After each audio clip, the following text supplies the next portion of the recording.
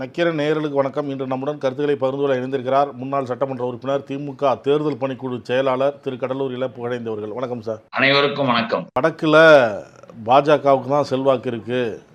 கடந்த 5 மாநில தேர்தலில் கூட பாஜக தான் அந்த பக்கம் செல்வாக்கை காட்டுச்சு. ராமர் கோயில் திறந்து விழாவுக்கு அப்புறம் பாஜகவுக்கு செல்வாக்கு கூடியிருக்கு. இந்தியா கூட்டணி அங்கே பெருசாக ஒன்றும் வலுவாக இல்லை.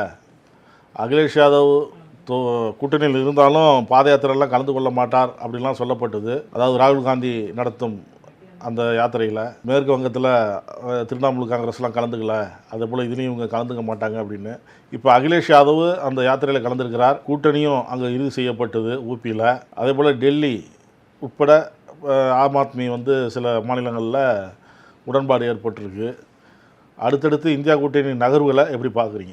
உறுதியாக இந்திய கூட்டணியினுடைய வெற்றி இப்பொழுது ஒவ்வொரு நாளும் உறுதியாக்கப்பட்டு கொண்டு வருகிறது.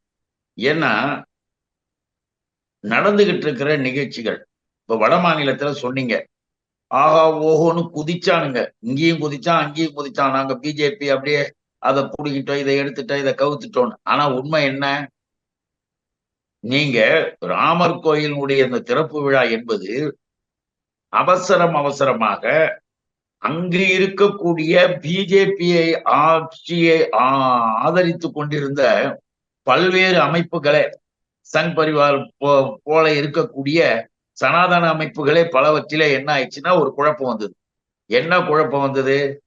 முதல்ல எடுத்த உடனே சாஸ்திர விதிகளுக்கு புறம்பாக ஏன் இதை போய் திறக்கிற, இதை எப்படி நீங்க செய்றீங்க, கட்டுமானமே இன்னும் முடியாததுக்கு திறக்கிற, அது ராமன் சிலையா இல்லை தேர்தல் ராமன் சிலையான்னு அவங்களுக்குள்ளேயே பெரிய பிரச்சனைகள். ஆக தங்களிடம் இருந்த ஒரு ஆதரவை கூட கொஞ்சம் இழந்தார்கள். அதை போல வெளிப்படையா இவர்கள் அங்கே இப்ப ராகுல் கூட மிக தெளிவா சொல்லியிருக்கிறார். என்ன தெரியுங்கள்ல, அந்த ராமர் கோயில் திறப்பு விழாவுக்கு எஸ்சி எஸ்டி போன்ற அடக்கப்பட்ட ஒடுக்கப்பட்ட மக்கள் யாரையுமே உள்ள அலோவ் பண்ணல, யாரையுமே அங்க அழைக்கவும் இல்லை, அந்த தலைவர்களையும் கூப்பிடவும் இல்லை. இவைகள் எல்லாம் இன்றைக்கு மிகப்பெரிய அளவுல அங்கு பரவி இருக்கு. ஆக இவர்களாக தாங்களாகவே தங்களுக்கு சூடு போட்டு கொண்ட கதையாகத்தான் அந்த ராமர் கோயில் திறப்புல பிஜேபி அடி வாங்குது. அடுத்ததா பாத்தீங்கன்னா இப்ப எல்லா இடத்துலயும் என்ன பேச்சு தெரியுங்களா? சண்டிகர்ல என்ன நடந்ததுன்னு எல்லாருக்குமே தெரிஞ்சு போச்சு. என்ன இப்படி இருக்க, இப்படிப்பட்ட பிஜேபிக்கு எப்படி ஆதரவு தெரிவிப்பது?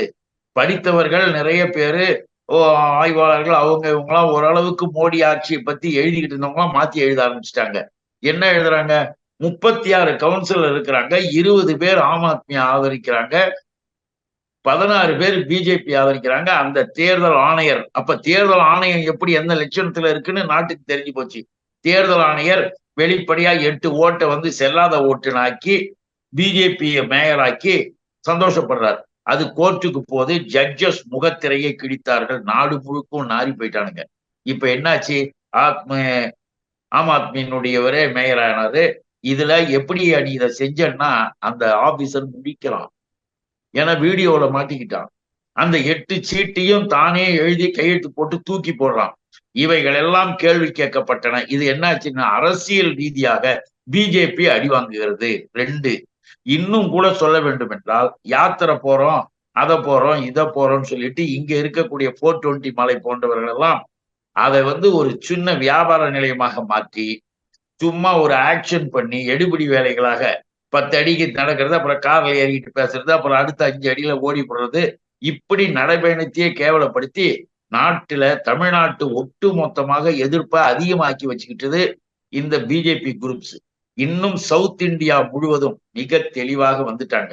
இவர்களுடைய அத்துணை செயல்பாடுகளும் இன்றைக்கு இந்தியாவில் அவர்களாகவே வெளிப்படையாக எல்லாத்தையும் செஞ்சு பேரை கெடுத்துக்கிட்டு குட்டிச்சவராகிட்டானுங்க.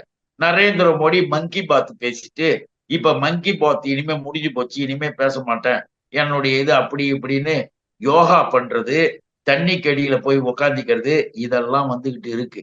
ஆனால் ராகுலினுடைய பயணம் எல்லாரும் ஆச்சரியப்பட்டாங்க. எதுக்காக சொல்றோம்னா, இந்த மாநிலத்துல அதுக்கு வரவேற்பு இருக்காது, அந்த மாநிலத்துல அவரால் உள்ள போக முடியாது என்று சொல்லப்பட்ட இடங்களிலெல்லாம் ஆயிரக்கணக்கில் பல்லாயிரக்கணக்கான மக்கள் அவரோடு நடக்க ஆரம்பித்து விட்டார்கள். அவருடைய ஒவ்வொரு பயணத்தின் ஒவ்வொரு இடத்திலையும் வலுவாக இந்திய கூட்டணி. அடுத்தது இந்த இடத்துல நீங்க சொன்ன மாதிரி அது ஒத்து வராது, இது ஒத்து வராது. உத்தரப்பிரதேசத்திலேயே முடிச்சுட்டாங்க கூட்டணியை. இன்னும் வட மாநிலத்தில் இருக்கிற பல்வேறு மாநிலங்களையும் மிக தெளிவாக போயிட்டு இருக்காங்க. விட்டு கொடுத்து அதே நேரத்தில் யார் வரக்கூடாது என்று நம்முடைய தமிழகத்தின் முதலமைச்சர் எங்க தலைவர் அண்ணன் தளபதி சொன்னது போல, யார் வருவோம் என்பதை விட யார் வரக்கூடாது என்பது முக்கியம். அதுல ஒன்றாகணும்னாரு. இப்படி எல்லாரும் ஒன்றாகிட்டு வராங்க. அதனால மிக தெளிவா இன்றைய சூழ்நிலையில் பிஜேபிக்கு எவ்வளவு பெரிய சரிவு ஏற்பட்டிருக்கு அப்படின்னு அதுக்கு ஒரு ஆதாரம் சொல்லணும்னா வேற ஒண்ணும் இல்ல. மல்லிகார்ஜுன இருக்காருல்ல, கார்கே, அவரு மிக தெளிவா பேட்டியே கொடுத்திருக்காரு.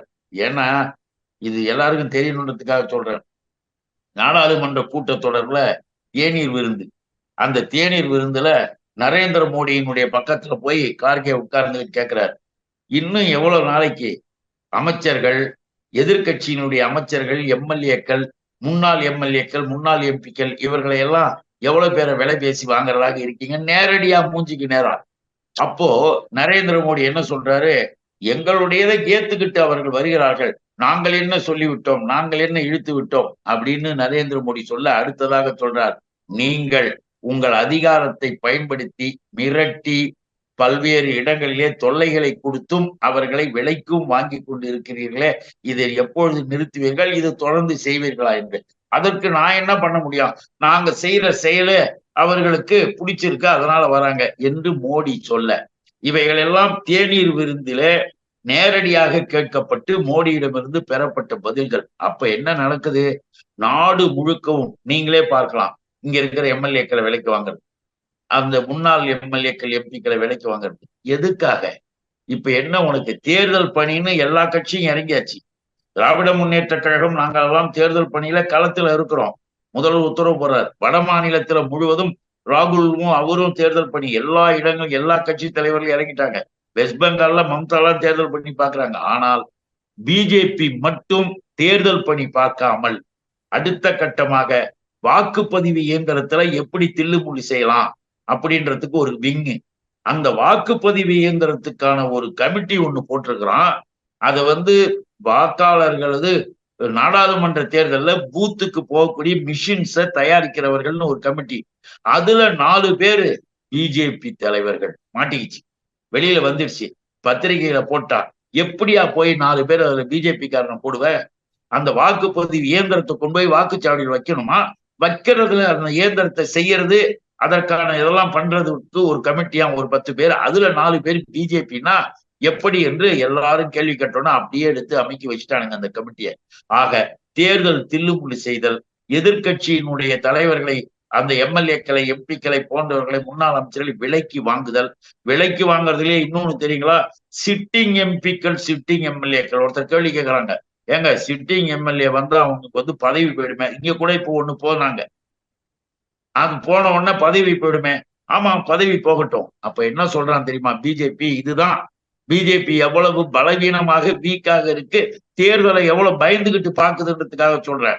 என்ன சொல்றாங்க தெரியுமா, எந்த எம்எல்ஏ வந்தாலும் சரி, எந்த எம்பி வந்தாலும் சரி, அவர்கள் 5 வருட காலம் அவர்கள் பதவியில் இருக்கின்ற பொழுது அவர்களுக்கு எந்த அளவிற்கு சம்பளம் கொடுக்கப்படும், எந்த அளவிற்கு அவர்களுக்கு வருவாய் வருமோ அதை விட 2 பங்கு ரெட்டிப்பாக நாங்கள் தருவோம், ஆகவே வாங்க அப்படின்னு பிஜேபியிலிருந்து அழைப்பு சிட்டிங் எம்எல்ஏக்களும் போக தொடங்கி இருப்பதாக, பலவீனம் உள்ள சிட்டிங் எம்எல்ஏக்கள் போக தொடங்கி இருப்பதாக இந்தியாவுல பல இடத்துல தகவல்கள் வருது.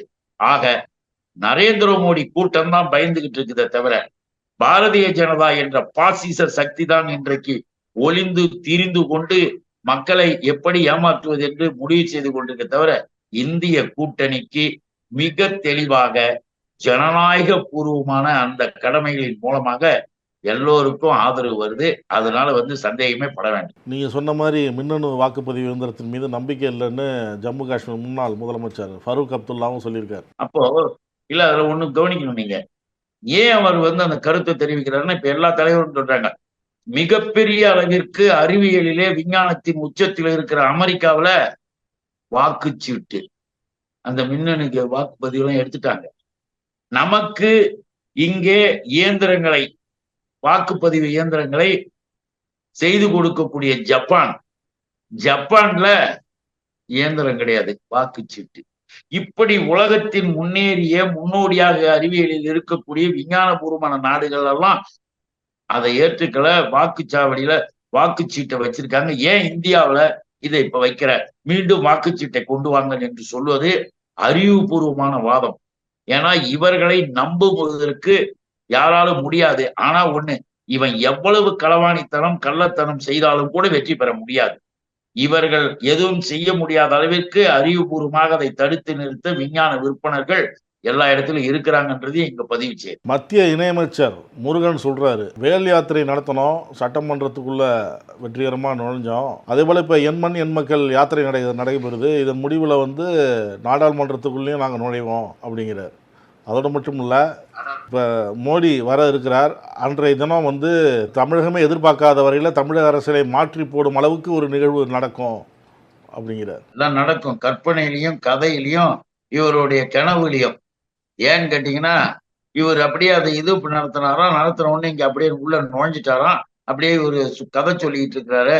இந்த எல்போர்டு முருகனுக்கு நாம சொல்ல விரும்புவது என்ன, நீ என்ன செய்து இந்த நம்பிக்கைகள்லாம் இங்க வந்து இப்ப சொல்லிட்டு உட்கார்ந்துருக்கிற. பிஜேபி என்பதனுடைய முதல் கட்டமாக இப்ப தமிழ்நாட்டையே எடுத்துப்போம். எல்போர்டு முருகன் வந்து எங்கேயாவது ஓட்டு கேட்டு எதையாவது வாங்க முடியுமா? இன்னைக்கு கூட எல்லா இடங்களிலும், இப்ப தூத்துக்குடியே எடுத்துங்க, தூத்துக்குடியில மாண்புமிகு முதல்வர் எங்க தலைவர் கூட இப்ப பேசிட்டு வந்தாங்க. அங்க வெள்ள நிவாரணத்தால் பாதிக்கப்பட்டவங்களுக்கு இப்ப நிதி எல்லாம் கூட கொடுத்தாங்க. அப்ப கூட சொன்னாங்க, ₹1 கூட நிவாரண நிதி தராத யூனியன் கவர்மெண்ட், ஒன்றிய அரசு. அந்த ஒன்றிய அரசுக்கு எவன் ஓட்டு போடுவாங்க? போய் வந்து ஓட்டு கேள. அப்படியே வளர்ந்துட்டு என் மண் என் மண்ணா. ஆமா, உன் மண்ணு தான். அந்த மண்ணுல தான் உன் கட்சியை புதைக்க போறாங்க. நீ ஒன்னும் கவலையே பட வேண்டாம். உன் மண்ணிலேயே உன் கட்சியை புதைக்கிறதுக்கான வேலைகளை நீங்களே குழி தோண்டி வச்சிருக்கிறீங்க என்பதைத்தான் உங்களுடைய செயல்பாடுகள் ஒவ்வொன்றும் நிரூபித்துக் கொண்டு இருக்குது. நீங்க எம்எல்ஏ தமிழ்நாட்டுல அப்படியே அசம்பிளி வந்து இவங்க அப்படியே ஆட்சிக்கு போயிட்டா மாதிரி. தமிழ்நாட்டின் அசம்பிளி அது கூட்டணியிலையும் இருக்கக்கூடிய சூழ்நிலைகள் சந்தர்ப்பத்துல அங்க 2-3 பேர் வந்துட்டாங்கன்றதுனால இவர் தமிழ்நாடு முழுக்க வந்துட்டு தான் நினைச்சிக்க கூடாது. ஒரு கவுன்சிலர் சீட்டில கூட தனியாக நின்று இந்த பிஜேபி ஓட்டு வாங்க முடியாது, டெபாசிட் வாங்க முடியாது. அதுதான் தமிழ்நாடு, இந்த திராவிட பூமி. அதை முதல்ல எல்முருகன் தெரியும். எல்முருகனுக்கு அவங்க தூக்கி வச்சுக்கிட்டு கொண்டாடலாம், அதுக்காக அவர் வந்து பெருமைக்காக பேசலாமே தவிர வேறு எதுவும் இங்கு நடப்பதற்கான சாத்தியக்கூறுகளே கிடையாது. இவர்களுடைய ஊழலும் இவங்களுடைய செயல்பாடுகளும் எவ்வளவு மோசடித்தனமா இருந்தது தெரியுங்களா? இப்ப 1 கிலோமீட்டர் சாலை போட 18 கோடியாம். துவாரகா நெடுஞ்சாலை திட்டம்னு ஒண்ணு பிஜேபி, அததான் இந்த எல்போர்ட் முருகனுக்கு சொல்றேன். முருகன் வந்து கிழிக்கிறார் இங்க எல்முருகன். முதல்ல நம்ம முருகனுக்கு ஒரு கோயிலை கட்ட சொல்லியா உத்தரப்பிரதேசத்துல போய் அயோத்திக்கு பக்கத்துல இங்க வந்துட்ட தூக்கிக்கிட்டு இந்துத்துவான்னு. 1 கிலோமீட்டர் சாலை போட 18 கோடின்னு சொல்லி ஆய்வு முடிவு பண்ணாங்க அந்த துவாரகா நெடுஞ்சாலை திட்டத்துல. ஆனா என்ன பண்ணாங்க தெரியுமா? 14 மடங்கு உயர்த்தி 1 கிலோமீட்டர் சாலை போட 250 கோடி என்று அறிவிப்பு முடிச்சிருக்கான். அது எங்க இருக்கு? இது எங்க இருக்கு? என்ன தமிழ்நாட்டு மக்களை ஏமாத்திடலாம் நினைக்கிறீங்களா? தமிழ்நாட்டுல வந்து இப்படிப்பட்ட அநியாய அக்கிரமத்தை செய்தலாம் நினைக்கிறீங்களா? தமிழ்நாட்டுல உனக்கு ஒண்ணும் கிடையாது, நீ ஜீரோ. வெளி மாநிலங்களிலும் தென்னக மாநிலங்களும் மிக தெளிவாக இன்னைக்கு தென்னிந்தியா முழுவதும் திராவிட பூமி முழுவதும் சொல்லிட்டாங்க, திராவிட நாட்டுல உனக்கு இடம் கிடையாது. இன்றைக்கு வட மாநிலத்துல குஜராத்திலேயே உத்தரப்பிரதேசத்திலேயே கூட்டணிகள் பலமாக, இந்திய கூட்டணி சிறப்பாக இருக்கிற காரணத்தால உன்னால கிட்ட கூட போக முடியல.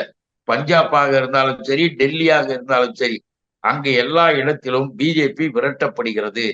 வடகிழக்கு மாநிலங்கள்ல மணிப்பூர்ல நீ செஞ்ச அநியாய மோசடித்தனம் நல்லா ஒர்க் அவுட் ஆயிடுச்சு. எங்கேயுமே உன்னை வந்து ஒரு ஆளாக ஏத்துக்கல. ஆகவே பிஜேபி 100-150 சீட்டு வந்தால் பெருசுன்னு சில கண்காணிப்பு, சில இவர்களுடைய கணிப்புல வந்திருக்குது. 100-150 சீட்டு வந்தா பெரிய விஷயம்னு கணிப்புகள் வந்திருக்கின்றன. அதையும் இங்கே நான் பதிவு செய்ய விரும்புறேன்.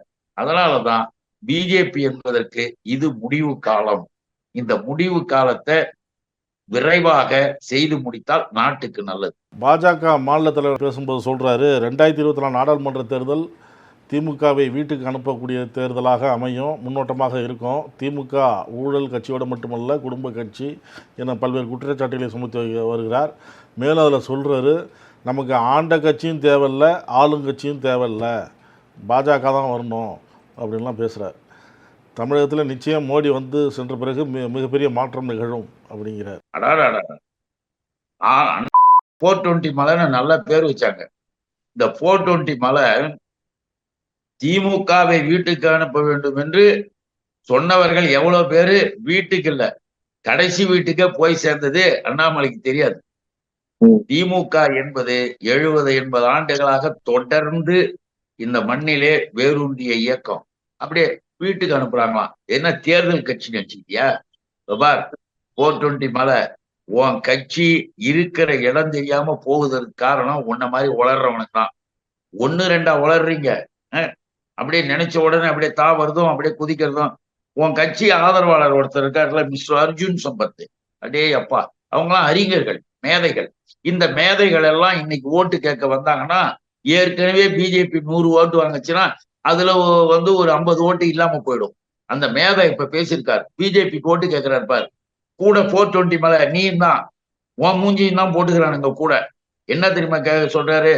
இனிமேல் நம்முடைய மாணவர்கள் கணக்கு பாடத்தை படிக்க கூடாது, மேத்தமேட்டிக்ஸே இனிமே எடுக்கக்கூடாது. பாருங்க இந்த அறிவு ஜீவிய, பெரிய பேரறிவு பாருங்க. என்னத்த எதிர்காலத்துல மண்ணள்ளி போறான் பாருங்க.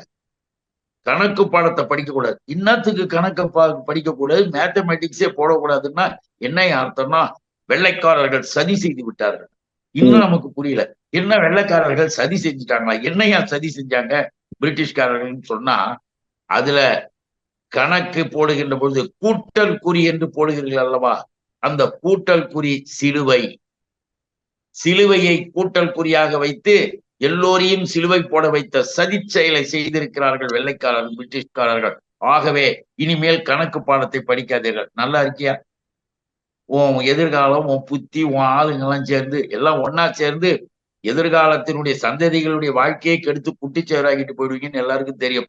அதனாலதான் நாம இப்ப சொல்றோம், எந்த காலத்தை முன்னிட்டோம், இந்த அண்ணாமலைக்கு ஏதாவது ஒரு ஆளுநர் பொறுப்பு வேணுமா, ஆளுநர் பதவிக்காக அலைஞ்சியும் கிடக்கிறான் அப்படியாம். எல்லாரையும் போய் கேட்டுக்கிட்டு எப்படியோ போய் தொலை, இங்க இருக்கிற உன்னுடைய ஆட்கள் வழக்கமா உளறிக்கிட்டு கிடக்கிறோம், உளறிக்கிட்டு கிடக்கட்டும்.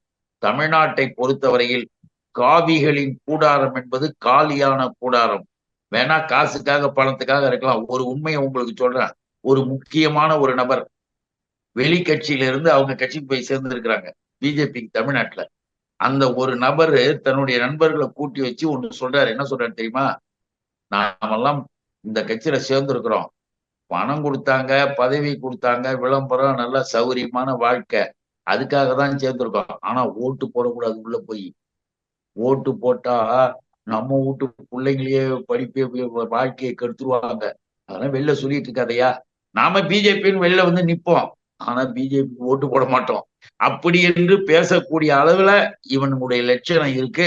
அது யார் என்பதை 420 மலையை விசாரிச்சு தெரிஞ்சுக்கிட்டோம். பிஜேபிக்கு போயிட்டாலும் பிஜேபி ஓட்டு போட மாட்டாங்க. அவங்களே சொல்லியிருக்காங்க, பதவி இருக்கு, பணம் இருக்கு, விளம்பரம் இருக்கு, சௌரியம் இருக்கு, ஜோரா வாழ்க்கை இருக்கு, அதோட இருக்கிறோம். ஆனா ஓட்டு மட்டும் நாங்க போட மாட்டோம்.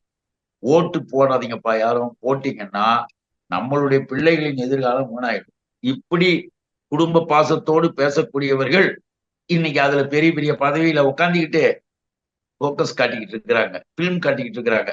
அது யாருன்னு முடிஞ்சா கண்டுபிடிச்சுக்க. பாஜக தலைமை தான் அதை கண்டுபிடிக்கணும். ஆமா, அது அவங்க வேலைதான், நமக்கு என்ன, நாம ஏன் சொல்லணும். கருத்துக்களை பகிர்ந்து கொண்டதற்கு நன்றி சார். நன்றி, வணக்கம். நக்கீரன் டிவிக்கு சப்ஸ்கிரைப் செய்யுங்கள். உங்கள் ஆதரவே எங்கள் பலம். ஆசிரியர்களுக்கு நண்பனாகவும் மாணவர்களுக்கு ஆசானாகவும் திகழும் தேர்வு வழிகாட்டி. ஒவ்வொரு பாடத்திற்கும் அனுபவமிக்க ஆசிரியர்களின் துல்லியமான தெளிவான விடைகள். CNC இருக்கு, தேர்வு பயம் எதற்கு? இது தீரன் பப்ளிஷிங் ஹவுஸ் விற்பனை வெளியீடு.